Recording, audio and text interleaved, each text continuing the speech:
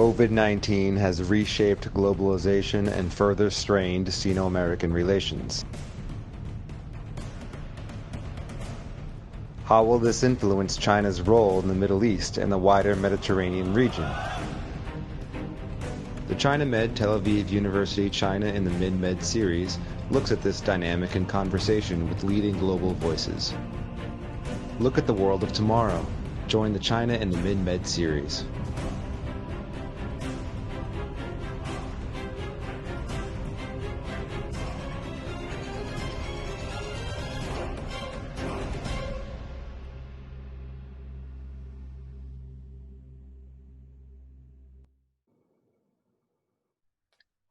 Good morning and welcome to the ChinaMed Tel Aviv University China in the Mid-Med series, a series of webinars that looks at how current global dynamic will impact China's future role in the Middle East and in the wider Mediterranean region.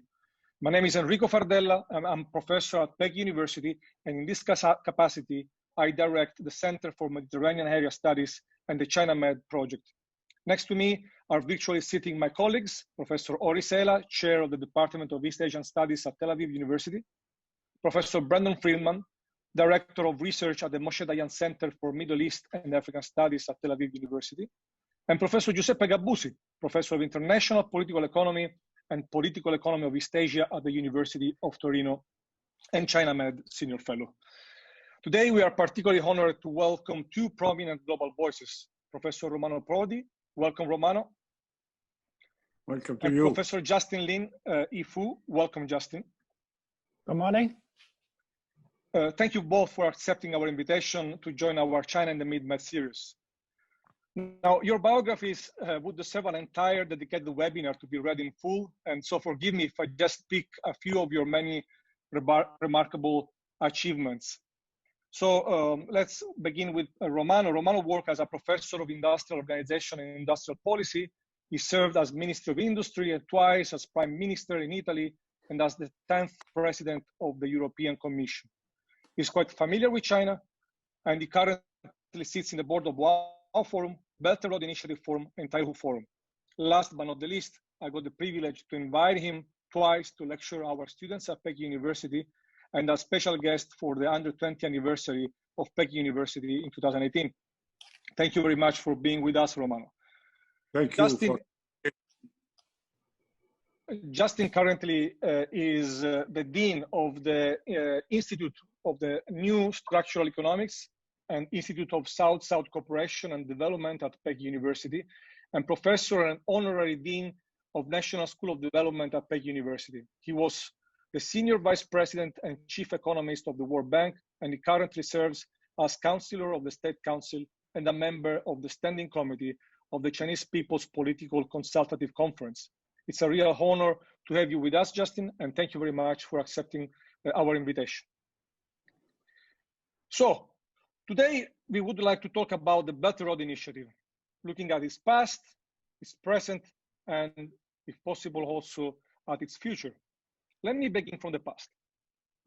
Since the beginning of Xi Jinping's new era, the world has extensively debated over the significance of the Belt and Road Initiative and its real potential to reshape the economic geography of Eurasia. Now, what is your personal assessment of the nature of this initiative, and how would you evaluate its global impact so far? Maybe, Romano, you want to begin? Well, look, I take the political point of it, you know. When the Belt and Road was proposed and started with the twin institution that is the investment and the infrastructure bank, there was a absolutely positive reaction on the European side. This was not only something mythical going to Middle Age, but something really linking Europe and China for the present. Things went well, but now the European public opinion is looking at it more than a Chinese initiative, more than it was in our minds before. Let's say joint projects are not so meaningful. We had another complicated situation, you know, the 17+1 initiative, in which on some European side, there was the idea that China was in some way splitting Europe, divide and rule. And so at present, there is still, this is a great initiative, but there is much more a mixed feeling than before. This is a real problem, and so we have to react. My idea is to have some really common joint project. Joint, I mean joint as decision-making only, not only in terms of the nature of investment. That could be also not in Europe, not in Asia, you know. Why not to build a network of hospitals in Ethiopia or something, you know, let's say, but in which you have not only one actor, but you have a cooperation. I do know that on the European side, this is not easy. Europe is half-baked and half not baked, you know, so we are in a process in which the opinions vis-a-vis China are different, you know, but I do think that we have to really revive the great projects and make some sort of political change. Thank you very much, Romano. Professor Justin. Yep. So, well, you know, just like President Prodi just mentioned, BRI is a Chinese initiative. But we need to understand why President Xi Jinping wanted to, you know, propose this initiative in 2013. I think the reason was because China currently is the second largest economy in the world, measured by market exchange rate. But if you measure it by the purchasing power parity, China is already the largest economy in the world. China is also the largest trading country in the world. And more importantly, I think by the time of 2025, China will pass the threshold of $12,700 per capita GDP. China will become a high-income country. And like any other high-income country, China should shoulder more responsibility for the global development in the world, like other developed countries have been doing since the Second World War. It's a responsibility for the world. But when China wanted to shoulder this responsibility, certainly there are several ways. One is to be a member of IDA country, International Development Association. But we need to look, yes, the wealthy country formed the IDA and try to provide the funding support to the developing country. And they already spent about $4.7 trillion, a lot of money. And in the areas, for example, humanitarian support, education, health, human rights support, gender equality, social protection, and governance support, transparency, democracy, and so on. And if you look into those kind of projects, every single project is desirable. But if you look into the impact of the development assistance, poverty reduction, to narrow the gap between the developing country and the developed country. And for that kind of records, actually is disappointing. Because we know after the Second World War, there were about 200 developing economies in the world. So far, only 2 moved from low income to high income. One is South Korea. The other one is, Taiwan, China. And certainly the mainland China may be the third one by the time of 2025.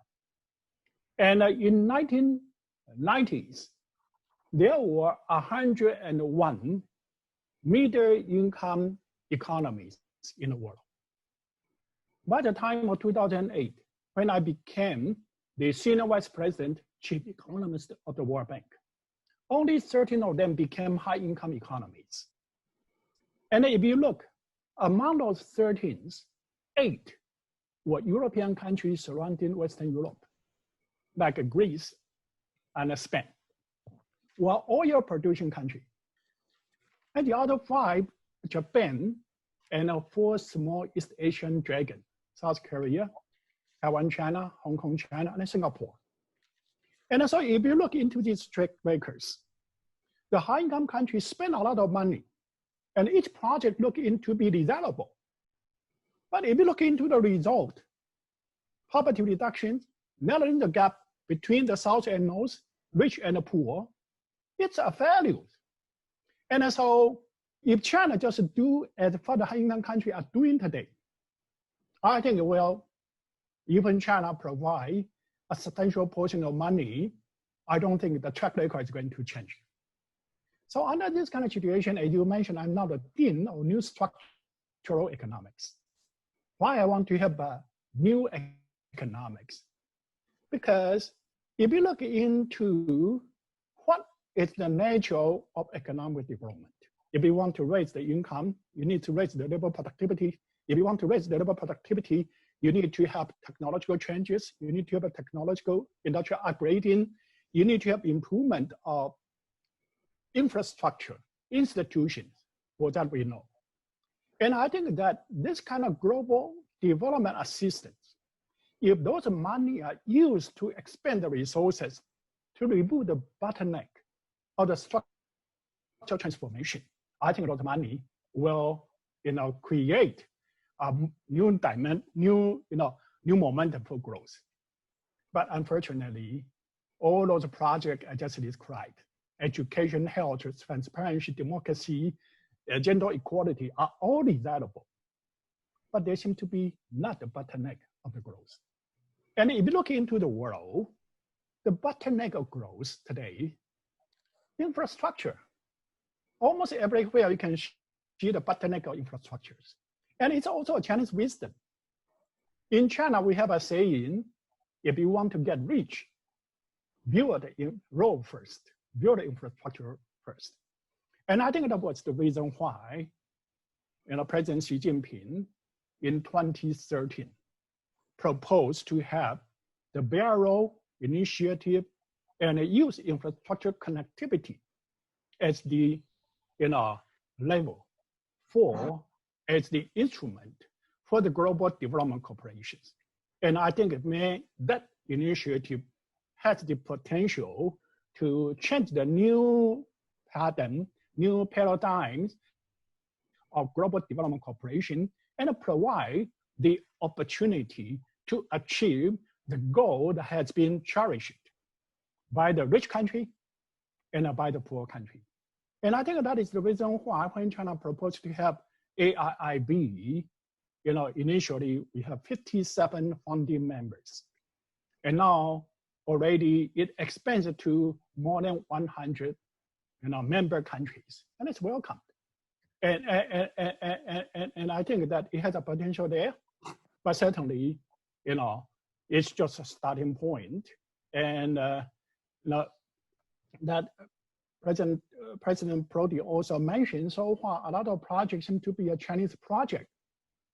But I think if you want to achieve the goal of global development, especially to help the poor country to remove the bottleneck of infrastructure and to help the rich country to renew their infrastructure, it cannot be carried out by any single country. we need to have a global, initiative. We need to join hands together to provide the funding, and not only the government funding, we also need to leverage the private sector's funding and so on. I fully agree with President Prodi. This is a global initiative. And if we want to achieve the global development, we need to join hands together. So let me stop here. Okay, thank you very much, Justin. It's very interesting. Professor Gabusi, Giuseppe. Yes, thank you very much for the invitation, and thank you also for these introductory speeches. I think that as Justin was saying, really, I think there is a political issue here that we need to deal with in order to build meaningful governance in the 21st century. I'm saying this because I think that the Belt and Road Initiative is a space-shaping exercise. You look at the map. The first thing that we had from the Chinese government was the famous map on the Belt and Road across Eurasia. So, and you know that space has a political meaning because states they have a territory. So when you talk about space, you talk about politics. And the Belt and Road Initiative, to me, is an exercise also in order shaping, in a way. It's not just about connections and infrastructures, but it's really about order shaping. And I think that this is the problem with the West, in the sense, because we were looking at China with a kind of binary logic, saying either China is buying the liberal order, so will be absorbed into the liberal order led by the United States, or China is directly challenging the liberal order. Well, it's neither of them. It's neither of them. But with the Belt and Road Initiative, of course, China is rearticulating the liberal order in a way more in tune with China's nationalist interest, because it's legitimate, of course. It's understandable in a sense. But this is the issue that creates some problems, for instance, with the European Union.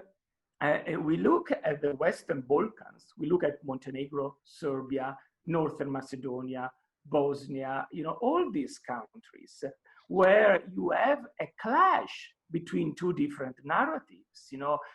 For China, regionalism is practice. By doing things together, we realize that we are a common region. But for the European Union, regionalism is about norms, is about standards, is the acquis communautaire, the idea that you buy a system of norms and values. It's about, for instance, level playing field. It's about transparency. It's about common standards. So I think that we need to talk, really frankly about standards, for instance. Look at the AIB, for instance. What standards are we implementing? Of course, the AIB is based on global standards, but are we going to implement them fully? These kind of things, and also in a way, which norms should we agree on? And forget about the rest of our differences, because of course, especially nowadays, we can see tensions because there are differences which are going there to stay. So now I can see that this is even more important because the COVID-19 is accelerating some existing trends that were already in place and that are complicating things even further. Think of the debt issue. Everyone will be sitting on mountains of debt in the next several years because of this lockdown. Think of the decoupling. So if the decoupling goes on, what kind of standards should we agree on, like in digital economy, AI, this kind of 21st century industry, which is going to be so crucial. And I think also the idea of deglobalization, I don't buy this idea of deglobalization, because the Belt and Road Initiative is clearly an example of a possible globalization. But I see the end of a cycle of globalization, which was based on China at the center as the factory of the world, which was based on the American leadership, which is not there. I don't know if there will be a change in the White House. I don't know, but so far it's not there. And especially this is also a problem for Europe, which is kind of caught in the middle between these two giants. And then we have to face the reality of this.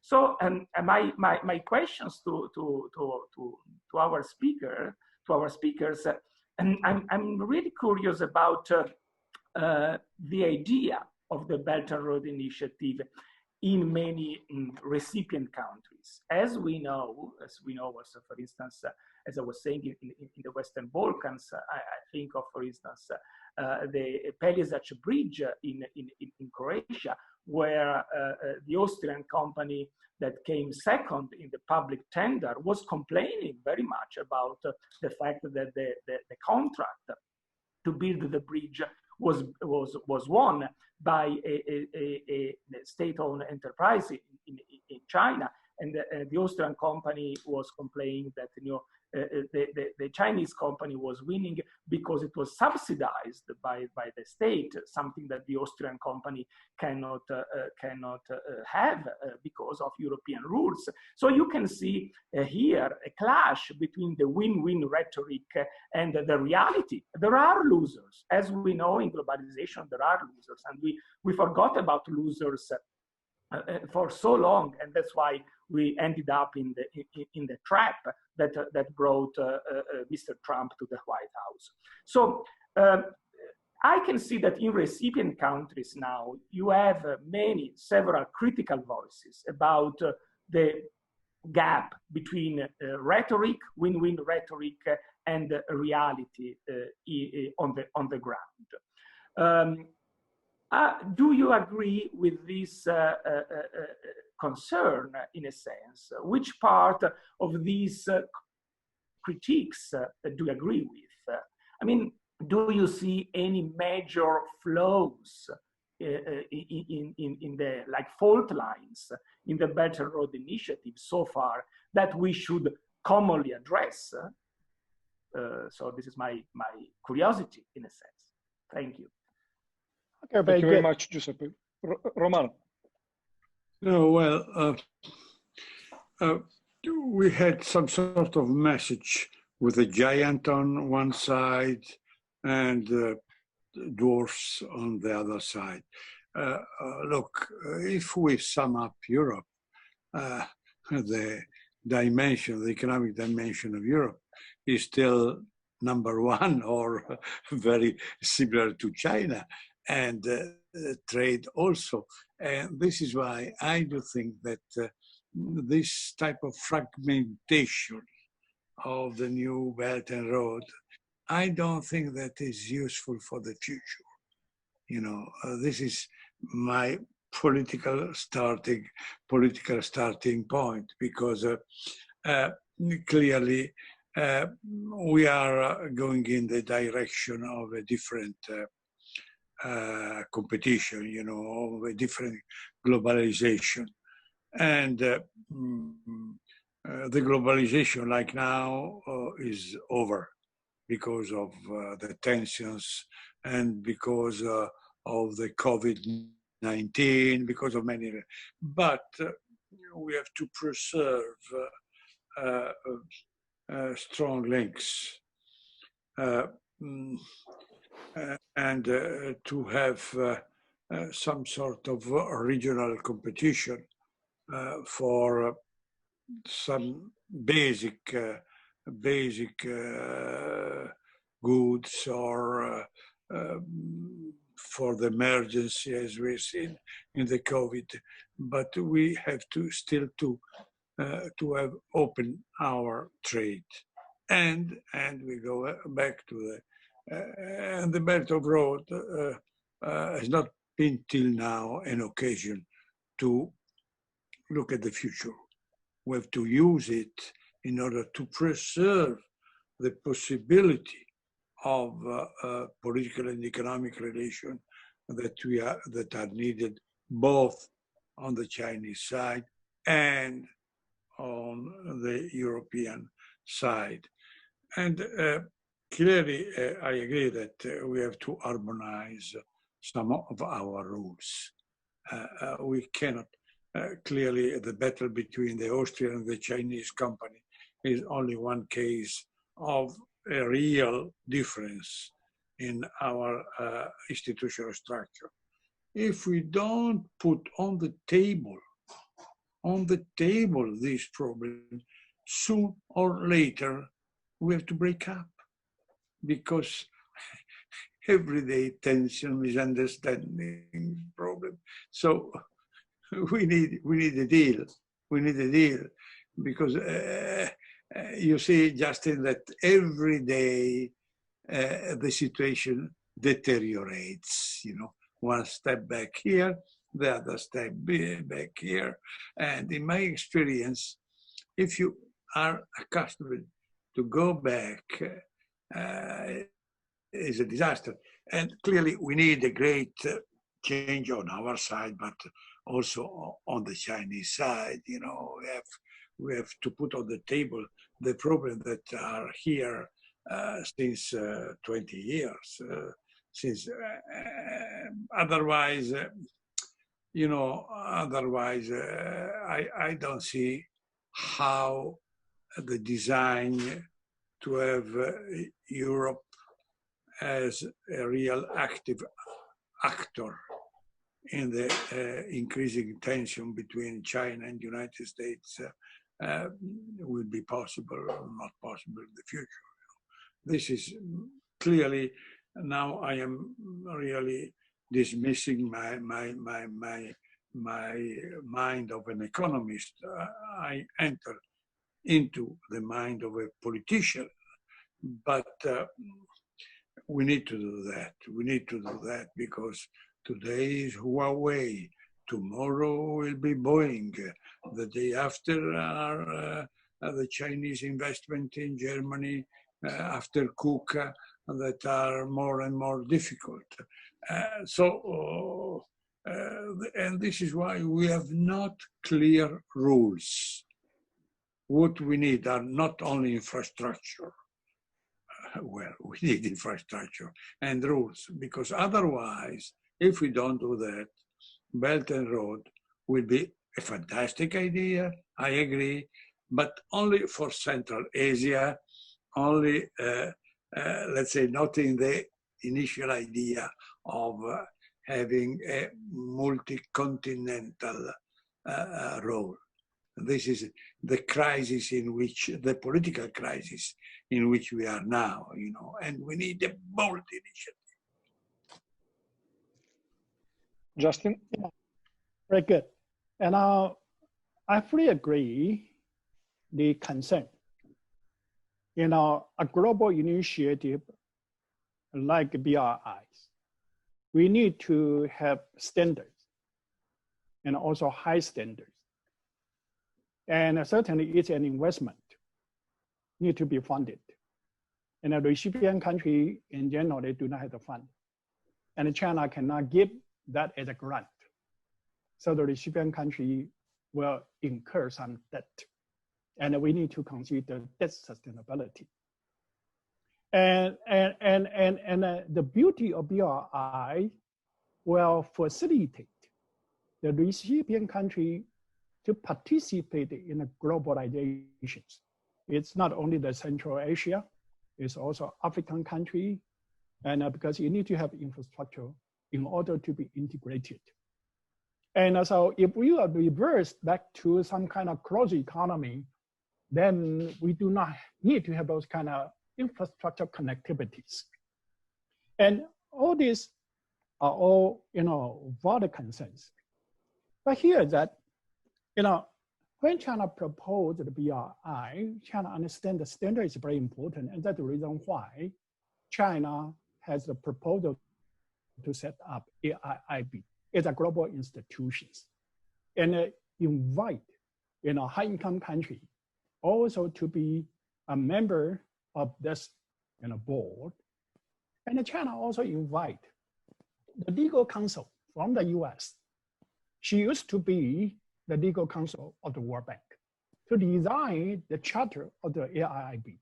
So China understands if this is going to be a global initiative, this needs to meet the global standards.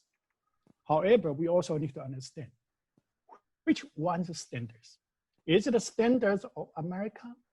Or is it the standard of the Europe? Or it's a standard which will really be essential for the recipient country? For example, infrastructure. The European country has a very high standards. But the weather type of European country, you know, in the winter time, you have those kind of Atlantic wind and so on, humid. And so your infrastructure standard need to take that into consideration. But if you're going to the Central Asia, it's a desert.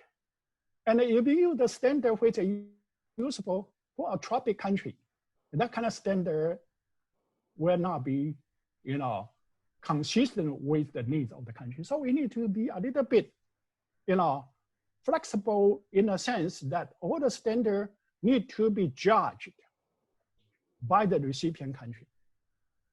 And with some kind of basic criterion. Instead of to say, well, my standard is the best standard in the world, and any other standard is inferior. So we need to change those kind of mind. Then coming to the debt sustainability issue, some people propose the BRI, the debt trap, but there's no any evidence for that. If you look into the debt now in the developing world, most debt are the debt to, high-income country, to the private institutions. China is a newcomer. And I said, if you want to have new infrastructure, you need to incur some debt. But at the same time, as I said, China does not, invest with the support or grant. It needs to meet the commercial standards, the sustainability standards. So if you look into the new debt, it's carefully, you need to be very careful about the investment and the returns. And so while, that if you look into Professor Bottingham, that she had a very careful study of all the accusation about a debt trap. She could not find any evidence for that. And again, I agree with Romano that globalization may be reversed, but globalization is still the best choice for the developing country and also for the developed country. And certainly China cannot change other people's policies, but from what I see, China will continue to open the economy. And China most likely can maintain the growth momentum. And no matter in what kind of scenario, we continue to have globalization, or some countries are going to close their door. And certainly those kind of trends will hurt everyone. But no matter what kind of scenario, I think China still has the growth momentum. And China is most likely will be able to contribute to about 30% to the global growth in the coming years. And as long as China, unilaterally continue to open the door and to allow other countries to benefit, to join, to be partners. And I think that, we may have sufficient critical mass to carry the globalization continue in the coming years. And overall, I think that there's a lot of suspicion about China. And as a Chinese, I think a lot of suspicion is based on their historical experiences. Because in the past, when a country was strong, they're expansionist. They have territory ambition. And they think that if China becomes strong, China will have a territory ambition. But if you look historically, China did not have those kind of territory ambition at all. And I don't think that in the future, China will turn that into an ambition. That's one thing. And also, China used to have some kind of pluralism in our cultures. China in general, like if you look into our religion, we have so many gods. We never accept there's only one God, there's only one absolute, absolute principle. We need to tolerate, we need to accommodate other people. And I think China will continue to be that. I don't think that China has the intention to, think that our system, our culture, it's the best in the world. And other people, if they do not behave in our way, then we need to convert them. China doesn't have that ambition at all. So here that maybe we need to have, I think that, forum like this will be useful to have a better understanding of the intention, the motivation, the cultural, the behavior pattern. And by that, we can, move, I think that we have been arguing that pluralism is a good, we have been arguing that for so many years. But come to reality, when you have a new culture or new power rising up, and some people will not tolerate, and then it's not really a pluralism. And I hope that maybe one day pluralism and respect for others' cultures, respect for others' values will be something, a common sense and a common behavior in the future. Enrico, can I? Thank you very much. Yeah, sure. Thank you very much. It's a fascinating discussion. I'd like to bring in a couple of more, let's say, factors into the discussion. But first, since Justin just mentioned the issues about the Chinese religious system and the question of expansionism, I agree with you, of course. But if you look at ancient China, then there were many gods, but ideologically, the emperor was above all of them. And if you look at China's territory, say from Ming to the Qing dynasty, you see an expansion. Now it's a different type of expansion, obviously, than the one we see through European or Western United States, others at similar times. But nonetheless, the two factors that I would like to bring in are related to these issues. The first one is, let's say, the elephant in the room. Well, not the elephant. The elephant is relevant, that is India. But I would like to talk about the US, the so-called strategic competition that both the US and China seems to agree that they are in this quite natural, by the way, situation of competition. And this competition, not necessarily in a positive way, was exacerbated by the COVID situation. So how does this kind of competition, here in Israel, we obviously feel the repercussions of this exacerbation very recently. How does that affect the Mediterranean region or the European region as a whole vis-a-vis its relations with China? And the second factor is related to that, because if we're talking about the past, about history, then one of the major narratives that was leading Western imperialistic nations was a very paternalistic point of view towards the countries that it expanded into, basically suggesting that we know best what is good for you, and sometimes through that, sometimes through other means, basically dictating the new rules of the game. So do you see a similar kind of situation evolving in, say, the past decade in the region of the Mediterranean or the Middle East, North Africa? Thank you. Romano? Then no, look, clearly it's, we are expanding our argument, you know. I am insisting on the fact that clearly we have different traditions. Justin explained how are the Chinese roots, but if we have not, I don't say the same language, but at least the same translation, is difficult to make progress. You know, this is my point. You know, and now the Belt and Road has given only, let's say, as put the accent on infrastructure, on basic things and so on, but not on how we can prepare, let's say, increasing deals, increasing cooperation, and so on. This is a general aspect. If you want to go on the Mediterranean specific case, clearly we had more a competition among countries than a cooperation.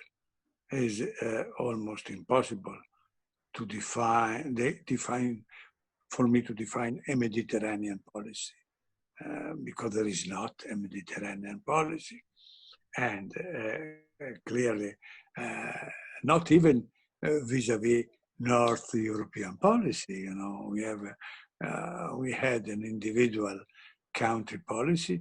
I insisted before on the 17+1 because, you know, we can make step-by-step progress in the deals country by country.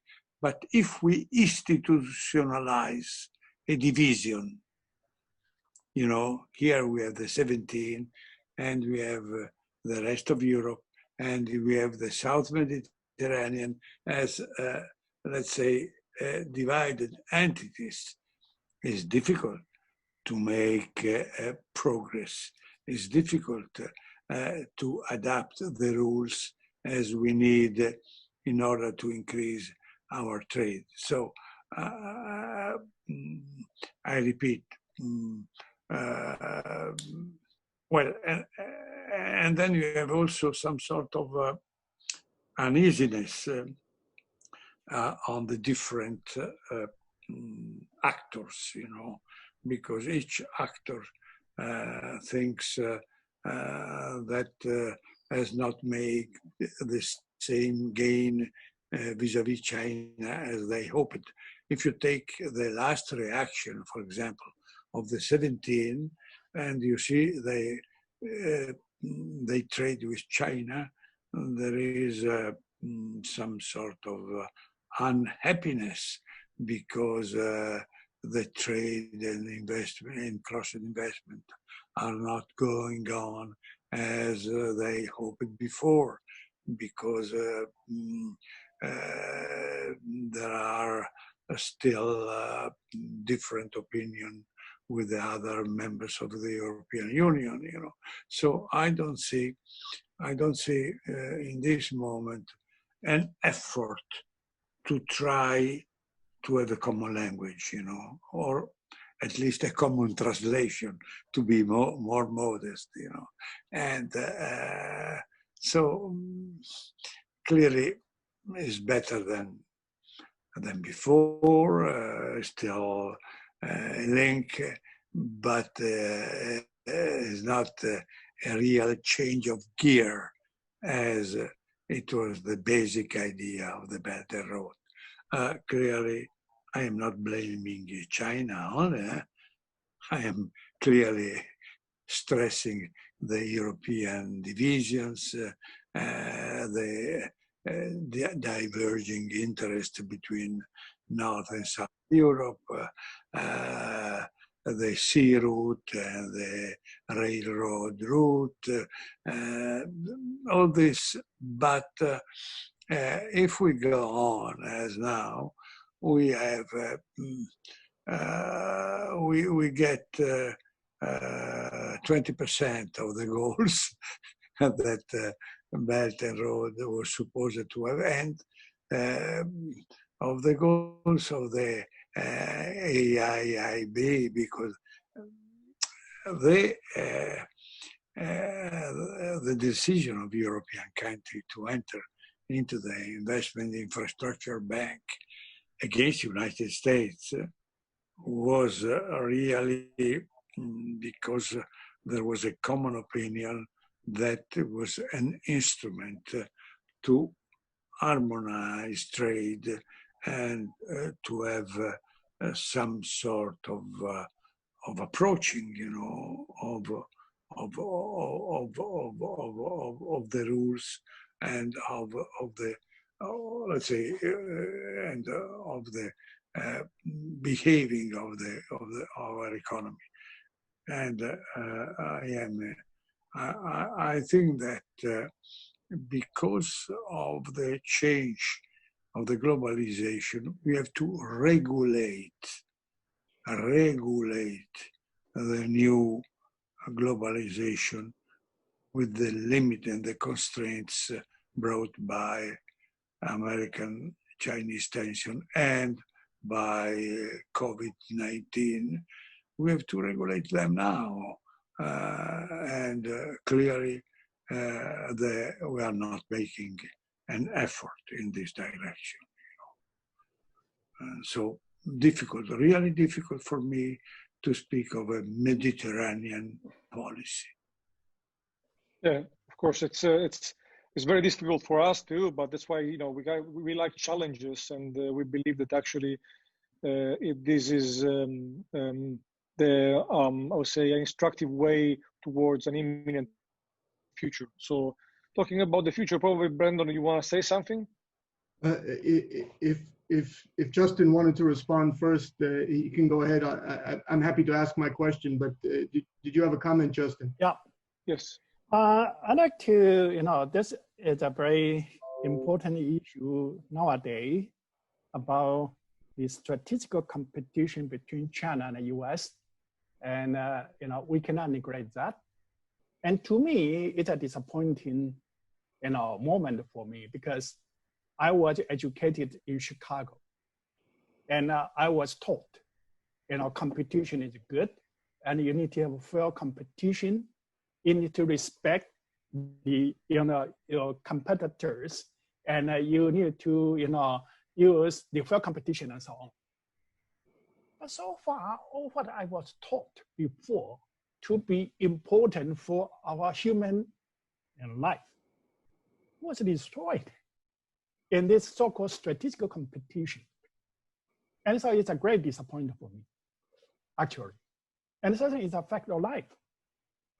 But for the Chinese, we have no choice, because China with about 20% of global populations, about 4 times the population of US. Even we only have a quarter of per capita income of the US, our economic size will be as large as the US. And there's no reason to say the Chinese people cannot grow from now 25% of the US per capita GDP to 50% of the US per capita GDP. If by that day, the economic size in China will be about twice as large as the US. And in a way, in the past, I was taught development is the most fundamental human right. And now we seem to be taught you do not have the right to further develop. And not only you do not have the right to further develop, you should move down your development scale. And it's hard for, for me to accept, and for many of my colleagues to teach our students, you need to respect human rights, you need to respect fair competitions. All of a sudden, all those teachings seem to be not convention. And if I continue to teach my students in that way, my students will challenge me. So that's the most disappointing for me. Yeah, but anyway, in the past, we can see when a country, reach about 60% of US per capita GDP. The US started to, to try to create hurdles for them to further develop. Like in the 1980s, the Protocol Accord and earlier and so on. And then in some way they subscribe to that. And US achieved its intention. But I think at this time, unlikely. US can achieve its strategic intention. Fundamentally, if you look into Japan, its population size only 1/2 of the US. That's one thing. And then secondly, at that time, their per capita GDP was already higher than the US. And that's how they return to be the high-income country, although their growth slowed down, but they return to be the high-income country. And their per capita GDP used to be, above the US, and now only about, 60% of the US. Japan can accept that because they're a high-income country. But China now is still a developing country, right? When I say, even by the time of 2025, China becomes a high-income country, its per capita GDP is only 12,000, only, less than 1/4 of the US.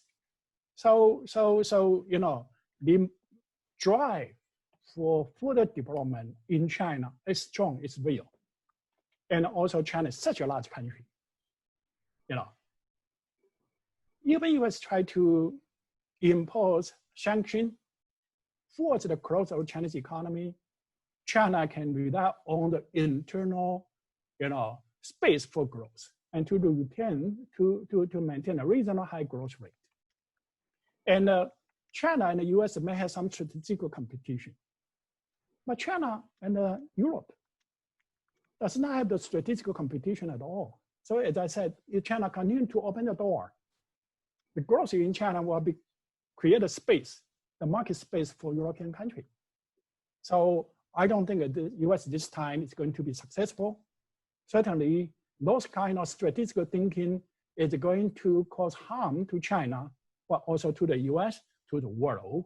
But from what I see, China will continue to pursue the development.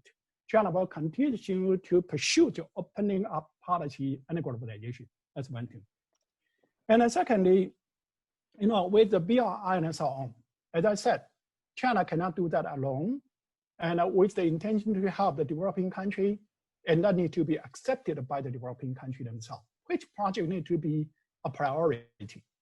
That should be, accepted by both sides, and to some extent also by the global communities.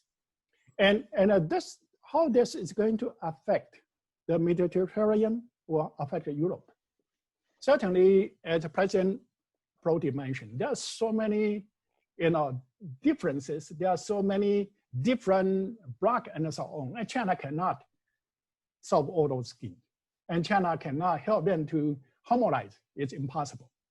But I think there's one common factors which I think every country, no matter it's a developing country or a European country, if the North Africa, Middle East, and African country, if they cannot grow, if they cannot get rid of the poverty, they cannot give the hope for their young people, it's going to be a tragedy, not only for their country.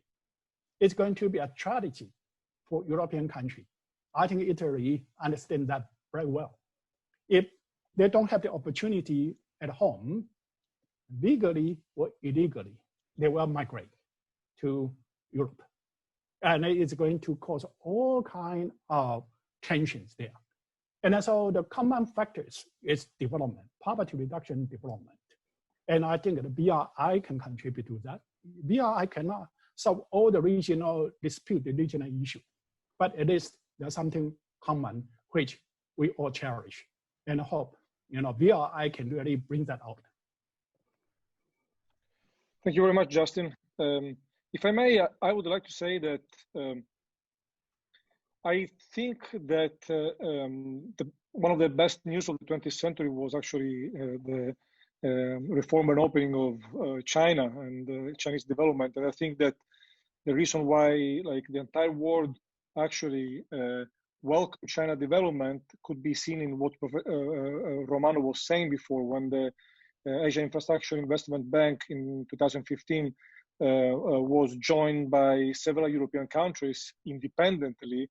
That was, was witnessing, the idea to support a plan that was kind to connect Chinese development, with the need for infrastructure development in the rest of the world. The problem is that, as Professor Giuseppe said, that the Belt and Road is being perceived, it is more and more apparently order shaper. And so, in fact, you see the reaction from the European side, as much for other countries, start changing from 2017, when in the 19th Congress, the Belt and Road was added to the CCP constitution. And so it's the political, impact of this project that still creates perplexities. And in fact, if you see like the European Union, label China at the same time economic partner, which is like reflects the history of proactive engagement between Europe and China in the last 4 years, but at the same time a systemic rival. And this is a conundrum that has not been resolved yet and creates this kind of conflictuality between the need of connectivity expressed in the Belt and Road and the need to preserve security on the other side. Sorry if I took this time, I jump in. Brandon, you want to say something? I was just briefly curious to hear both from Romano and Justin what they thought about the potential Arctic route in connectivity for both the Middle East and, I would imagine, Southern Europe and the Mediterranean, the Suez and the connectivity through the Indian Ocean, Red Sea, Mediterranean. It has been traditionally an extremely important economic and strategic asset. And I know Egypt has been a partner of China, and Egypt is somewhat concerned about Russia's efforts to push the Arctic route. So I was curious whether Russia's emphasis on the Arctic connectivity is something that China is at all thinking about, and how Europe sees it as well from Romano's perspective.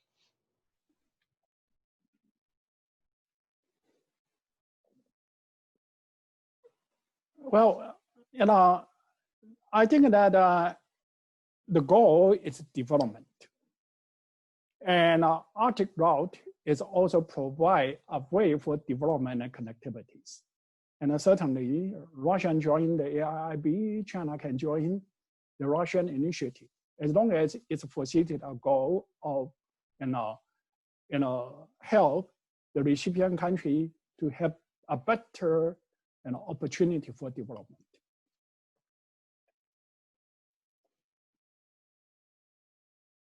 Thank you. Romano? Well, difficult to answer to this question, because the political situation is so, let's say, mobile and fragile in this moment, in which you really don't know how things will change in the future, because in this moment you have Europe that is inside itself divided, on these main issues, and there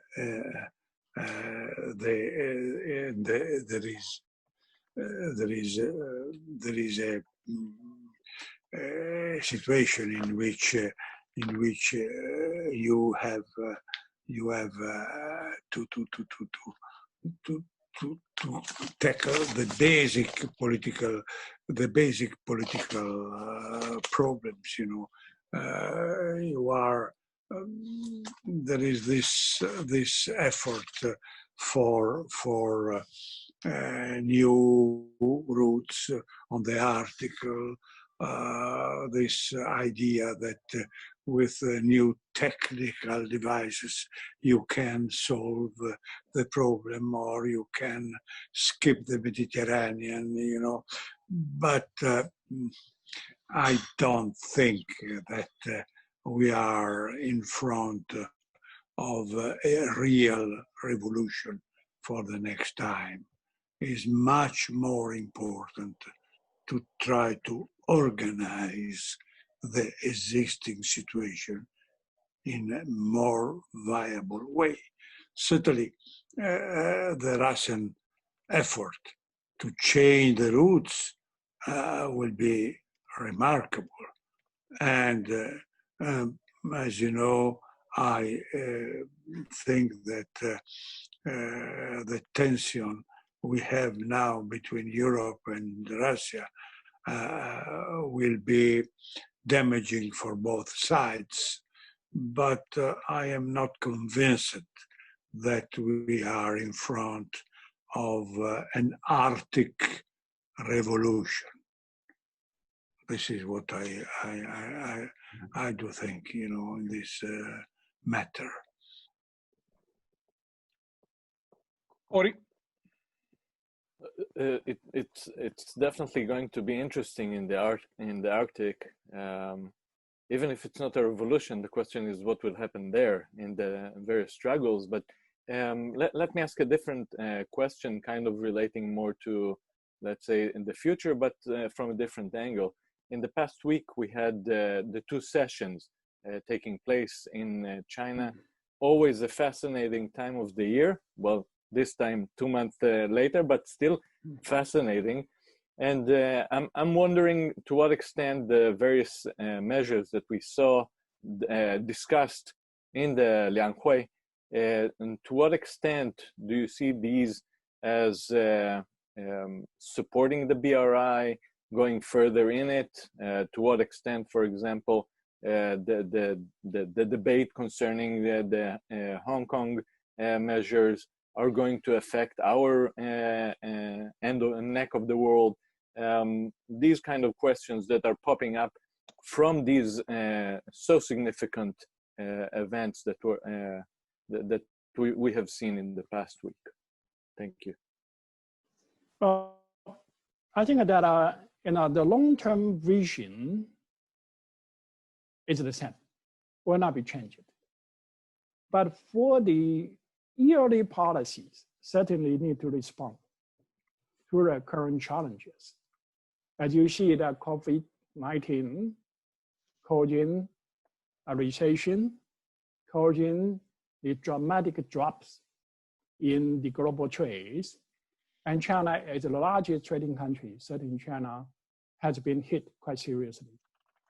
And so we need to take some measures to supporting the households. We need to have the measures to supporting small, medium-sized enterprises. In the past, China always used infrastructure investment as a way to cope with recession. And China will continue to do that because there are some scope for further investment, but that's not sufficient. And this time we need to take some measures targeting households, poor households, and also providing some additional support to small, medium-sized enterprises, because they are the foundation for employment, and also the pandemic will be over sooner or later. But once that is over, if we want to bounce back to our dynamism, we need to have those kind of SMEs there. And so some support to them is necessary. So as you read, Chinese government proposed some kind of special bonds and about 1 trillion yuan. And the Chinese government also will increase the debt ratio, about 1 percentage point of the GDP. And Chinese government also gave some kind of infrastructure bond to support the local governments and so on. So overall, I count the physical support is about 10% of China's GDP. If you combine everything together, and it's quite significant. That is that, because the policy need to be contingent on the current situations. But overall, China will continue to carry out necessary reform, because we have a lot of legacy from the past. China adopted a piecemeal gradual approach of the reform, and especially in the financial sectors, in the labor market sectors, and so on. China will continue to reform, and China will also continue to open up the economies. We have the free trade zone experiment, and those kind of measures will be further expand, and China will change from the positive list of foreign direct investment to the negative list. And now the list has been shrinking quite dramatically. So overall, I think the direction is, will continue, and the measures, the government in this period of time, you're going to see more government, faces in many places, and that is, like in any other country, right? Even Germany proposed 10% of their GDP, to support their economies, right? And regarding the Hong Kong, I think that's, is our constitutional right. You need to have a national security law in the Chinese territory, and the U.S. take such a strong position. I think that's what I said. U.S. did not really, behave in the way they used to teach us.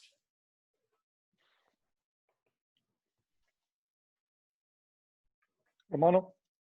Well, look, I appreciated the statement on the reforms. Justin said that China will go on in reshaping the institutional structure, making reforms and so on. I tell him, frankly, that we are afraid that the new intellectual freezing is really stopping this or making a break to these reforms. And we must understand that because of the evolutions of the last times, we need to speed up, let's say, the change of the rules, of the economic rules that are basically building our trades and so on. Because, he mentioned that China has problems because of let's say, international trade. We have the same problems, but I don't think any real effort to try to overcome this situation. Honestly, it's and so what the message I receive from China, from Europe, from US is, look, wait and see at best, or let us put more walls between us. And so from this point of view, I am less optimist than Justin, and I don't think that China is aware of that, and Europe is aware of that, because let's say, to not to move is going back in this moment. This is my opinion, and this is why I started urging some sort of let's say, cooperation in Belt and Road, or cooperation in trading rules and so on and so on. Some new fact. Otherwise, we go back. Excellent. Thank you, Romano. Giuseppe, we are about to finish, to close our session. So you want to raise the last question? Yeah, I just, just a final brief one on China and Italy. That this year is going to be the 50th anniversary of diplomatic relations between China and Italy, and also we signed the MOU on the Belt and Road initiative last year. So I think I have, my question for Romano would be, how do you evaluate Italy's position? I mean, Italy's posture towards China, vis-a-vis, the US and Europe, because in a sense Italy is really caught in the middle. Is also like a weak country in the periphery of the European Union, so to speak. And we have so many economic problems. So it's very easy for China and the US, to interfere somehow in Italy and try to influence also politics. So this one is for Romano, and for Justice is the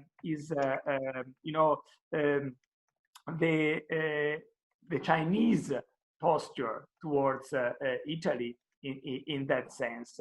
Do you think that China is taking some initiatives to favor this consolidation of Italy-China relations in a way which in Washington could be seen as inimical, so to speak? So how would you manage these possible problems? Look, short answer, because we are in the end. I know the limit of my country, and so the first, let's say, goal of Italy must be to work for a European policy vis-a-vis China. This is clear, that we are not working in Brussels to try to clarify this problem and to have a common attitude vis-a-vis China. Second, clearly, there are fields of cooperation that we may and we must exploit in many fields, and we are not doing enough on this field. I don't want to go into the details, but it's not, we have a group of middle dimension company that would be absolutely necessary for China to cooperate with, and vice versa, and we don't exploit enough this. But I repeat, there are contradictory messages from the European side, and the Italy role will be to propose a common line. This is the first issue. Then you do business in different fields as you. Thanks. Well, Justin? As we often said, it's more important than words. And so I fully agree with Romano to say China and Italy and the world need to have some kind of cooperation, some kind of project, and not only rhetoric. We need to do something together, which prove to be benefits to all the stakeholders. And I think at the 50th anniversary of China-Italy relations, and with the foundation already been laid down, I do think it would be a good opportunity for China to come up with some kind of concrete project with Italy and show that can really benefit to Italy and to Europe and certainly also to China. Yeah, but I also understand no matter what China is doing, people is going to have different interpretations. But at the end, we need to really, carry out the project and explain ourselves. And even we cannot convince the other people, but we need to continue to work together in order to reach the results. And the result will be the best way to explain the intentions. So I hope this will be an occasion for us to work together. Wonderful, wonderful. Thank you very much. Thank you, Romano. Thank you, Justin, Giuseppe, Ori, and Brandon. Thank you for being with us. Hope you enjoyed our discussion, and that you will enjoy watching it online soon. Thank you very much. Thank you. Thank you very much.